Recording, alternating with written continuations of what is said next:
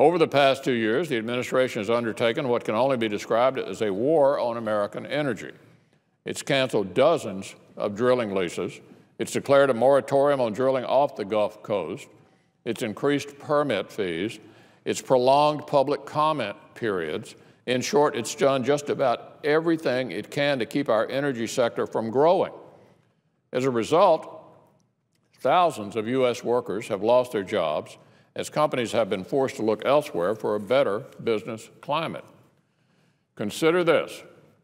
Just 3 of the areas we could tap in Alaska are thought to hold enough oil to replace our crude imports from the Persian Gulf for nearly 65 years. So the problem isn't that we need to look elsewhere for our energy. The problem is that Democrats don't want us to use the energy we have. It's enough to make you wonder whether anybody in the White House has driven by a gas station lately. The crisis we face is immediate, and it requires immediate action. And that's why Republicans have come up with 2 concrete proposals that will have a positive practical effect. 2 things we can do to give Americans relief, job creators a reason to hire, and make all of us less dependent on foreign sources of oil. First, let's increase American energy production by cutting the red tape and opening up areas that the administration has either temporarily blocked, stalled, or closed off to production.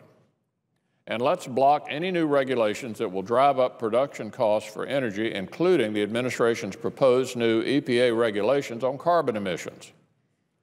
The first proposal is guaranteed to create jobs by unlocking our energy resources. The second has been described as one of the best proposals for growth and job creation to make it onto the Senate docket in years. And let's be clear, the alternatives being offered by the other side are nothing more than a face-saving exercise aimed at allowing senators who aren't serious about this issue to mislead their constituents into believing that they are. But the American people have put up with distractions and face-saving exercises long enough. They've put up with near double-digit unemployment long enough. They've heard enough about the costly big government proposals Democrats envision for the future. And frankly, Madam President, they've had it. It's time to address the problems right in front of us. It's time for the President to put forth a serious plan.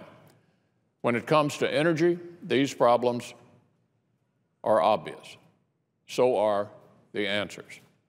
It's time for lawmakers to come together and do what we know is right.